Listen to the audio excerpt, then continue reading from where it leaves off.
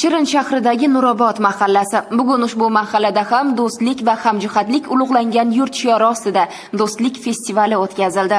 Mazkur festival qardosh millat vakillarining haqiqiy bayramiga aylandi. Yangragan kuy-qo'shiqlar, o'lan-u yallalar o'zbek xalqining bag'ri kengligi va mehmondo'stligini yaqqol ko'rsatdi.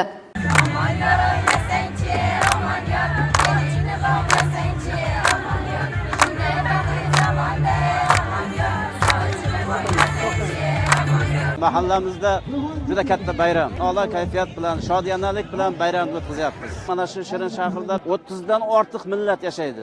Tojikiston, O'zbekiston, Qirg'iziston, Qozog'iston, Turkmaniston xalqlari hamma joyda bir oiladek bir-birini hurmat qilishadi. Mana shu bayram kunlari biz albatta ezgu tilaklar bildiramiz. Yurtimiz tinch bo'lsin deymiz. Darhaqiqat, mamlakatimizda turli millat vakillari ahil va inoq bo'lib yashab kelmoqda. Bu esa ular uchun yaratilgan keng imkoniyatlar samarasidir. Bayramga tashrif buyurgan har bir yurtdoshimizning, turli millat vakillarining chehrasida bu haqiqat aks etdi. Millatlar do'stligi festivali unutilmas onlarga boy bo'ldi. Rang-barang konsert dasturlari, milliy raqslar va sahna ko'rinishlari bayramga o'zgacha fayz bag'ishladi.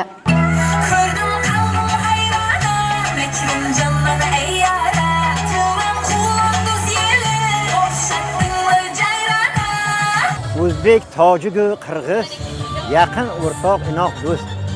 Shu do'stlikni bog'ida o'ynab kulib shodon o'tdi. Qadim-qadimdan bu xalqlar bir-biri bilan qoni qarindosh, og'a-ini bo'lib o'sib kelyapti. O'zbeklar tojikcha, tojiklar o'zbekcha, o'zbek tojik qirg'izcha bir-birimizdan tilimizni so'ramasdan muomala qilib ketayotgan, bir-birimizni tushunayotgan xalqlar biz. Xalqlarimiz o'rtasidagi do'stlik mustahkamlanib boraversin. Festival hamda xalq sayillarida taqdim etilgan hunarmandchilik asarlari yurtimizdagi madaniy xilma-xillikni va turli millat vakillarining ijodiy salohiyatini yaqqol namoyon etdi. Sirdaryo viloyatining barcha tuman shaharlarida mana shu do'stlik festivallari tashkil etildi. Turli millat vakillari bo'lgan yoshlarimiz bugun o'zlarining turli xil chiqishlari bilan mana shu festivalda faol qatnashib, mana shu do'stlik va hamjihatlik ulug'langan bir yurtda yashayotganidan bir shukronalik kayfiyatini mana shu o'zlarining faolligidan ko'rishimiz mumkin. Bugungi festival mana shu Shirin shahrida ham juda bir ko'tarinki ruhda tashkil etilayotgani, bugun festivalda qatnashayotgan yoshlarimizni ko'zi yonib turganidan, mana shu har bitta loyiha tadbirlarda faol qatnashayotganidan ko'rishimiz mumkin bo'ladi. Go'zal diyorimizda turli millat va madaniyat vakillari o'zaro hurmat va hamjihatlikda yashaydi. Bu yerda har bir inson teng huquq va imkoniyatlardan foydalanadi. Millatlar do'stligi festivali bu bag'rikenglik an'analarini yanada mustahkamlaydi.